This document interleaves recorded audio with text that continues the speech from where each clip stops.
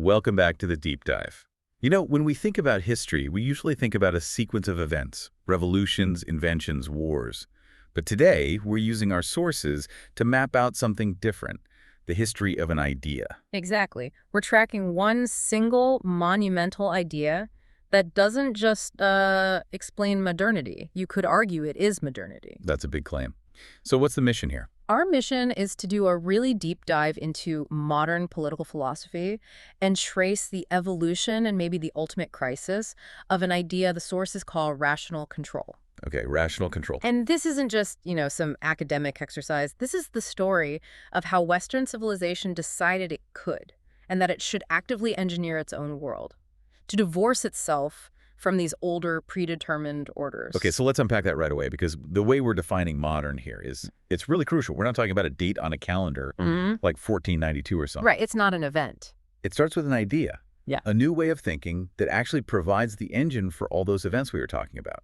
And that engine, that distinct new idea, is pretty much universally credited to one person, Niccolo Machiavelli. The founder. He is the founder of modern political thought, period. Because he introduced this core principle that underpins everything we're going to talk about, this assertion that human capacity, driven by necessity, should be the master of destiny, not fate, not God. And this idea, rational control, it's not just one thing. It's a kind of a dynamic, a tension between two forces. Precisely. You have to have both. First, you have liberation. This is the big one, asserting human rights against these arbitrary, non-rational orders, especially divine right. So freeing ourselves from the old rules. Freeing ourselves from rules based on religion or ancient morality. And the second part is progress, the practical expansion of human liberty and power.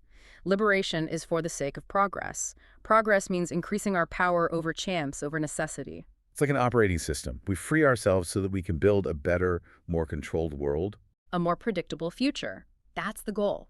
And to track this huge shift, we're going on a journey through 8 key thinkers. Machiavelli, Hobbes, Locke, Rousseau, Kant, Hegel, Marx, and Nietzsche. That's the whole arc. And you have to understand the context here is one of conflict. It's not like classical philosophy, Socrates, Plato, Aristotle, where they're all sort of building reverently on what came before. Right, they're not just adding another floor to the same building. Not at all. Modern philosophy is characterized by this deliberate, almost joyful attempt to make your predecessors obsolete. They're all, in a way, modifying Machiavelli's premise. They're trying to build a respectable system out of his, frankly, shocking foundation. It's so interesting that they all build on him, but almost none of them would ever admit to being Machiavellian. Because that's the core tension, right? Machiavelli just threw classical justice out the window. He said politics is about necessity. His successors saw the realism in that. They knew he was right, but they were desperate to invent a modern justice to wrap around that core of necessity. So to be openly Machiavellian, it means you're rejecting justice for necessity. It means you're using dirty tricks with a clear conscience. And these guys, they learned his lessons. They had to find a way to make the tricks look legitimate. Which brings us right to the founder himself, Niccolo Machiavelli, and his just profound challenge to everything that came before. The Machiavellian principle is stark. Necessity over justice. He didn't invent the idea of necessity, of course, but he made it a principle. He wasn't interested in what people should do. He was interested in what they actually do. And that leads to his most famous concept, the thing that really pivots everything. Effectual truth. Why is that so monumental? Because it fundamentally changes where you look. Before Machiavelli, philosophy looked up to ideals, to virtue, to divine law. Machiavelli just turns the camera around and points it down. He demands that we focus on the actual outcome, what's effectual, what works. Not what we wish would work. Exactly. Not some idealistic imagination. And this is the birth of the modern emphasis on facts, on political science as a realistic discipline. By focusing on what's effectual, you automatically dismiss traditional morality if it gets in the way of survival. He's not just suggesting a new policy here. He's announcing a new civilization. Oh, he knew it. He was keenly aware of how radical this was. He compared himself to Columbus, bringing new modes and orders. He called it an enterprise as dangerous as sailing to new lands. But the danger isn't physical. No, it's existential. It's the danger of blowing up the established moral and political world. And that requires knowing how not to be good. And for a republic, it means knowing how to acquire power, how to expand. To really get our heads around how this works, this idea of using evil for a good result, we have to look at his comedy, Mandragola. It's like the perfect case study. It really is. Mandragola is set in Florence. You have this guy, Callimaco, who's madly in love with Lucrezia. She's beautiful, she's pious, and she's married. And her husband, Messenicia, is older, wealthy, but impotent. And they desperately want a son. So you have this impossible moral knot, right? Under the old morality, the one rooted in piety and tradition, adultery is a grave sin.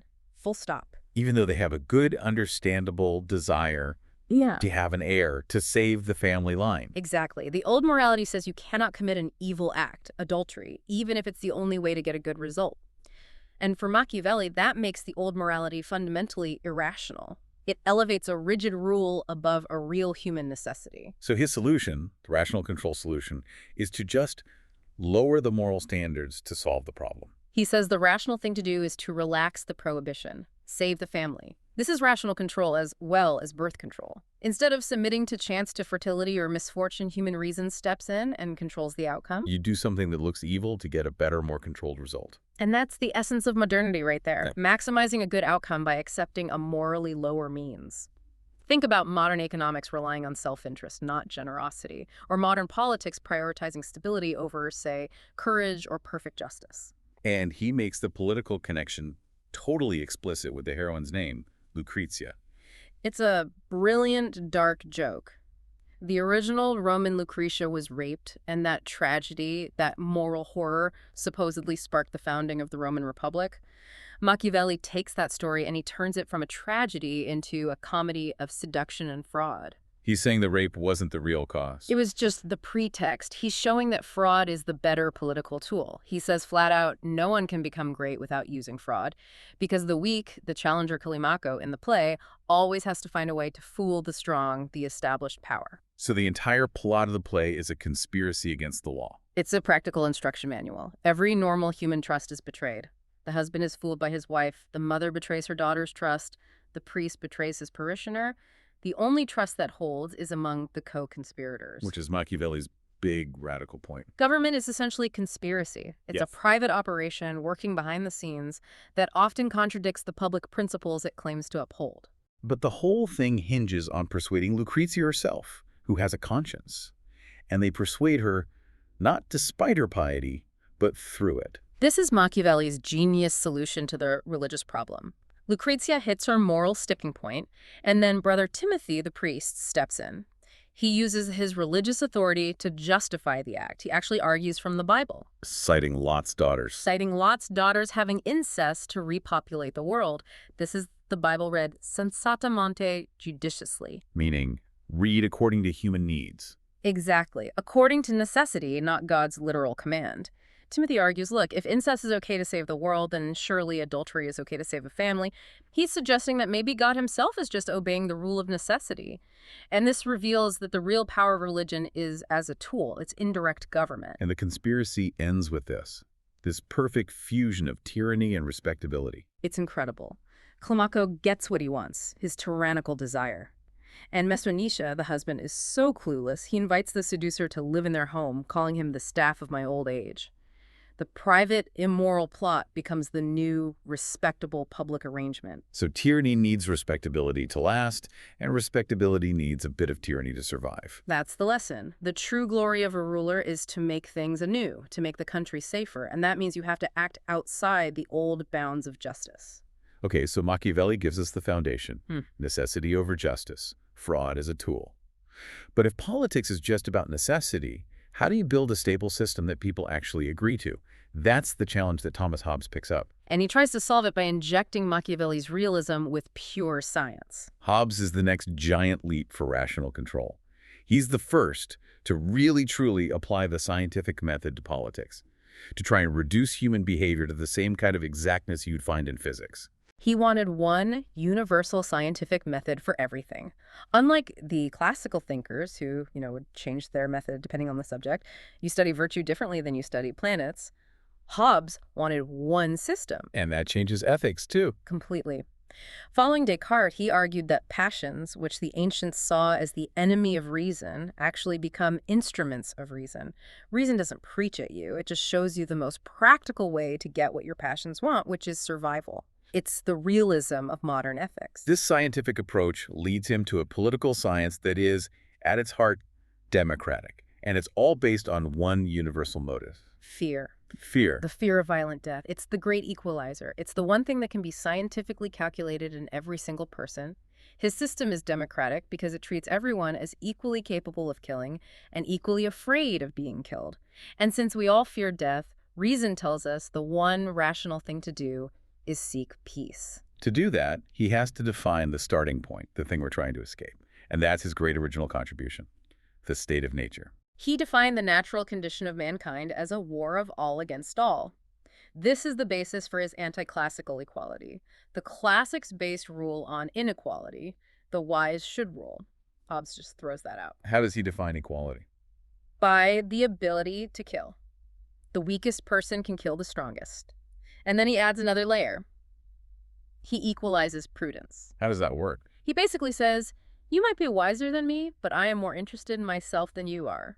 So every person is the most prudent judge of their own needs for survival. And since we're all equally prudent and equally dangerous, there's no natural basis for rule. All authority has to be artificial.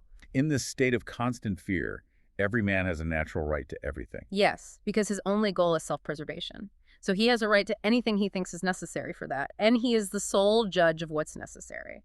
If he thinks he needs your food, your shelter, he has a right to it. And that, of course, leads to endless conflict. The only way out is to create a massive, overwhelming power. The Leviathan, absolute sovereignty. Hobbes's argument is that absolute power is unavoidable. Your only choice is between the absolute power of one sovereign or the absolute power of every single person fighting each other in the state of nature. So you create this artificial power, this mortal god. Mortal God, exactly. And he makes this incredible scientific discovery where he channels pure selfishness into the common good. How does that work for a king, for a monarchy? He argued that a king is more reliable because when he thinks in private, he's just thinking about his own self-interest, his own peace, his own security. And the more selfishly and rationally he calculates his own survival, the more he'll work to ensure civil peace, which just happens to benefit everybody. It's pure Machiavellian realism turned into a system for stability. For the system to hold, though, the sovereign has to control all judgments. There can be no right of private conscience in politics. Absolutely not. The moment individuals get to decide for themselves what's good or bad in public matters, sovereignty is divided, and you slide right back into the state of nature. When you sign the social contract, you completely hand over your right to ask, how should I live? In a political sense. The sovereign decides. And yet, even Hobbes, the champion of scientific truth, seems to pull his punches when it comes to religion. He runs into this problem of public truth versus lies. Right, the scientific ideal says the sovereign has to speak scientific truth, no myths, no fables, and he tries. He attempts this radical reworked Christianity in Leviathan, where he basically tries to make Christian revelation pass the test of natural reason. But there's a suspicion that his commitment to science is less important than his commitment to civil peace. That's the issue. His honesty about human nature is brutal, but his revised Christianity is so strange, so literal, it's almost a parody. He stops just short of teaching outright atheism, because he seems to know that if he were completely honest, it might shatter the very peace he's trying to build. He even admitted another philosopher, Spinoza, was bolder than him. Which raises a huge question for the whole project of rational control. It does. Is complete intellectual honesty even compatible with a stable society? Or do you always need some kind of noble lie to hold things together? So Hobbes gives us the scientific engine, but it comes at this huge cost. Yeah. Absolute power, no private conscience. Mm-hmm. For rational control to really take off, it needed a much friendlier face. And that's where John Locke comes in? Locke's project is all about refinement, liberalization. He's not inventing a new system from scratch. No, he's taking the Hobbesian science, the goal of security and stability, and trying to achieve it without the shocking impudence of the Leviathan. He's focused on three really practical things: limited government, toleration, and above all, property. He's making rational control palatable. Exactly. And he starts by redefining why we even need government in the first place, with this distinction between paternal and political power. Right. In his second treatise, he's arguing against Filmer, who said government is just paternal power extended. And Locke says, no, political power is necessary because paternal power is incomplete. A father can't decide who inherits his property when he dies. He can't settle a dispute between his adult children. You need law for that.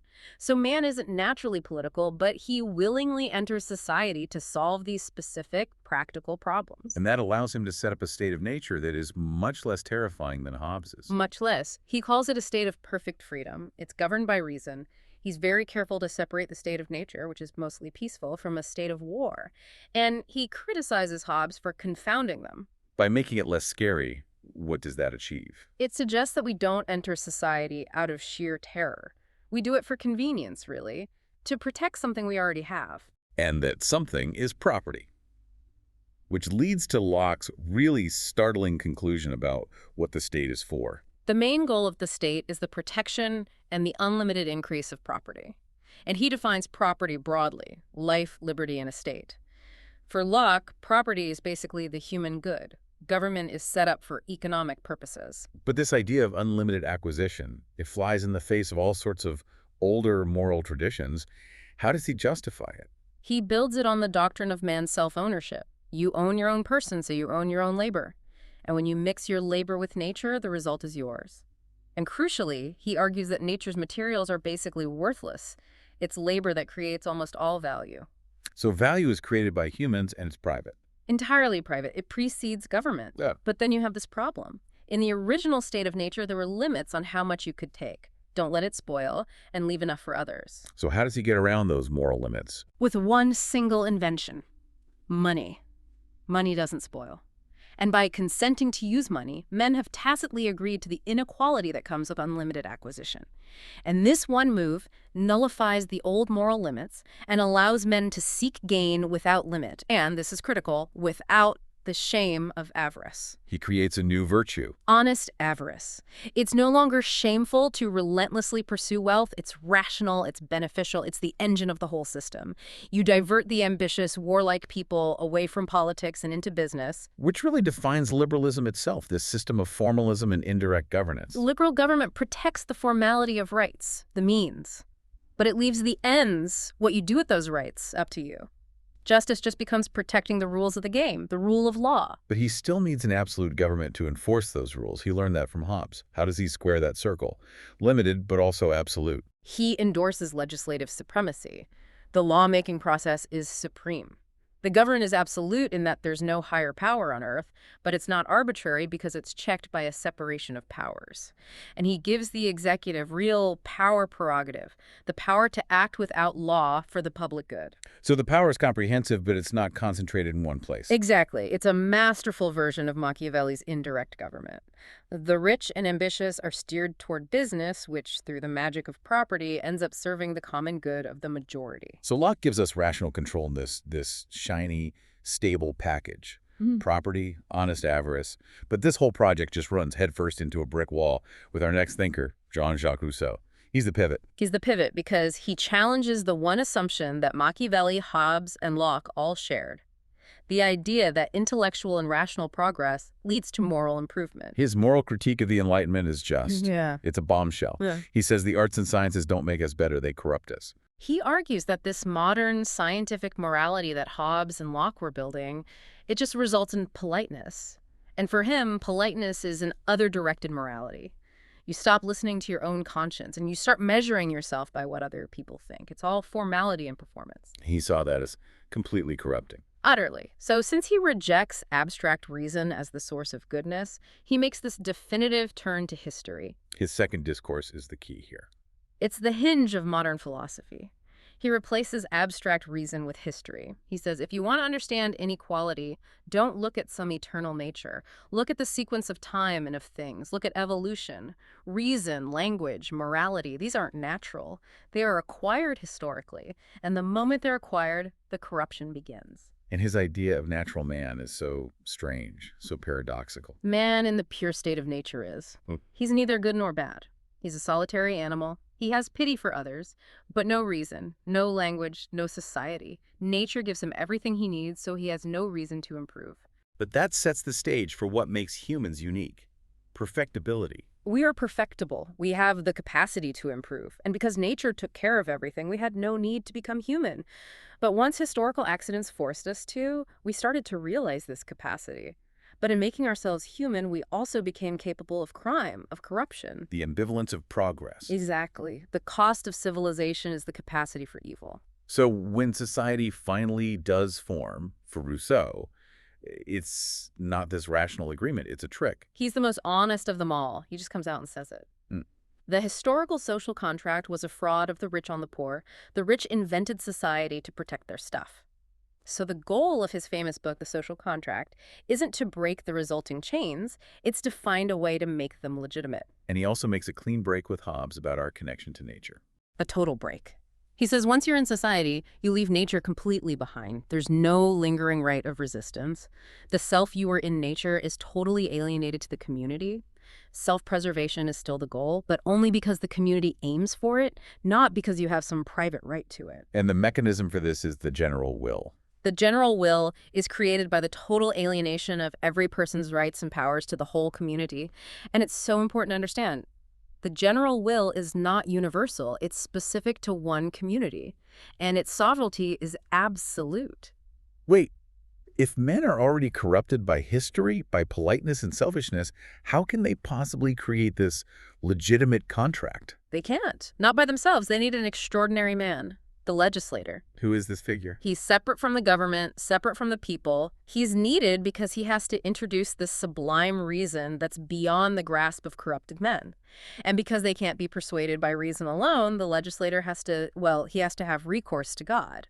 So Rousseau, the great critic of the Enlightenment, ends up arguing you need a noble lie to found a good state. He quotes Machiavelli. He quotes Machiavelli on the necessity of invoking divine authority. It just shows you the long shadow of the founder. Even the champion of moral freedom has to rely on Machiavelli's trick to get the job done. That instability, that reliance on unnecessary fraud, it just sets the stage for the dramatic climax, where rational control tries to perfect itself and then just gets demolished. We have to turn to Immanuel Kant. Kant comes onto the scene, and he is determined to save morality from everyone we've talked about. He saw all of their systems as just varnished hedonism. Because they were based on utility, on outcomes. Exactly. Kant wants to make morality totally independent of experience. It has to be a priori known before experience and based purely on goodwill. The moral quality of an action is only in the motive to do your duty. Which leads to his famous standard, the categorical imperative. It's morality defined by universality. It has to be categorical, no exceptions, no conditions. You have to act as if the rule of your action could become a universal law. No exceptions for you. And that means you can't lie. You can't use violence. No conspiracies, no revolutions. But Kant himself said that from the crooked timber of humanity, nothing straight can be made. How does his pure system deal with that? It creates this massive tension between morality and legality. Because we're all crooked, we never actually see pure morality in the world. We only see legality, people conforming to the law on the outside. So politically, Kant is kind of paralyzed. The truly moral person can't start a revolution to make things better. So he has to hope that history's darker forces will do the dirty work for him. That's exactly it. He has to put his hope in the very things Machiavelli championed: wars, conflicts, the cunning of nature, to eventually, slowly bring about a just legal order. He needs Machiavellian means to achieve a non-Machiavellian end. His pure morality is too fragile to build a world by itself. That feeling, that endless striving for a goal you never quite reach, is what our next thinker, G.W.F. Hegel, looks at and calls bad infinity. Hegel's entire project is to overcome that problem. His huge achievement is to argue that the world is completely rational, and freedom has to be fully actual, here and now, in history, not just some goal we're infinitely approaching. He does this with this incredibly dense idea that substance equals subject. What does that actually mean for rational control? It means that reason governs the world. But reason isn't just a tool we use to understand a chaotic world. Reason is both the form and the matter of reality. It's omnipotent. And the subject that develops this reason through history is the spirit of a people, the Geist. So history is the story of this spirit becoming self-aware. It's the total conquest of chance. And the mechanism for this is the cunning of reason. History isn't random, it's a necessary process. And reason uses the passions and ambitions of great historical figures, Caesar, Napoleon, as its tools. They think they're pursuing their own glory. but they're just puppets of reason, actualizing the next stage of freedom. And Hegel takes this all the way. He creates a rational Christianity, where he argues that God had to create the world, and the story of God is actualized in the development of history. He basically claims to have solved all the problems and declared an end to political philosophy. But the story doesn't end there, because Hegel's own student, Karl Marx, looks at this final rational state and says it's a giant lie. Marx just flips Hegel on his head. He says the rational state Hegel describes is flawed because it ignores the fundamental conflict in society, which is economic. This is historical materialism. He argues that economic production is the foundation for everything else. Politics, ideas, religion. The foundation of history is not the Geist, it's the mode of production. And he elevates work, conscious social productivity, to be man's highest activity. And for Marx, what is history? History is alienation. Man's true essence is to be a social producer, but under capitalism, he's alienated from his work, from the product, from himself, and from other people. And he argues this is totally unnecessary now because modern productivity has solved the problem of scarcity. So the goal is to overcome this alienation through revolution, leading to the abolition of politics. Communism, for Marx, is the necessary end of history. Class conflict disappears, so the state, which is just a tool of class oppression, withers away. It's replaced by the administration of things. Politics is gone, conflict is gone, man is whole again. That's the ultimate vision of rational control, the total management of human life. But our final thinker, Friedrich Nietzsche, looks at that endpoint and is just horrified. He declares the whole project a catastrophe. Nietzsche sees modernity not as progress, but as a decline, leading to one thing: the last man. And what is the last man? Why is he the result of rational control? The last man is this degenerate, domesticated human whose only goal in life is to reduce tensions. He fears risk, he fears creativity, he fears anything superior. He's the end product of a system that values universal survival, comfort, and equality above all else. He's the ultimate result of both Locke and Marx. So against this leveling down, Nietzsche throws up two concepts: creativity and the will to power. He sees all morality, especially modern morality with its focus on self-preservation and happiness, as a self-imposed tyranny against nature and reason. He says every great philosophy is just the personal command of its author. A real philosopher is a commander and a legislator who imposes new values through the will to power. And he explains how we got here with this idea of noble versus slave morality. Noble morality is the original healthy one. It's based on pride, power, and saying yes to life. The noble defines good as what is powerful. Slave morality, on the other hand, is invented by the weak, the suffering. It's motivated by resentment. And the slave finds hidden evil in the master. Exactly. And in doing so, the slave creates the soul. The soul is that internal space where you can declare the master's strengths to be evil. It's kind of psychological revenge. And Nietzsche saw the whole modern project, from Hobbes' fear to Marx's equality, as the ultimate triumph of this slave morality. This sounds terrifyingly anti-humanist. What's the cost of his philosophy? The cost is immense. His philosophy demands the merciless extinction of the degenerating of the last men and the sacrifice of the freedom of the masses for the sake of a few tortured, noble, creative souls who can create new values. It's a necessary tragedy, in his view, to save humanity from itself. So we've gone from Machiavelli's strategic necessity all the way to Nietzsche's tragic artistic will. It seems like the entire project of rational control, which starts as this great project of human freedom, it just ends up trapping us. That's the great contradiction. Modern freedom began as an escape from God and nature. That's the liberation part. But where did that escape lead us? Straight into the bondage of self-imposed human necessities. The necessity to acquire wealth, the necessity of self-preservation, the necessity of historical conflict. The sources suggest the original mistake was defining freedom against nature in the first place.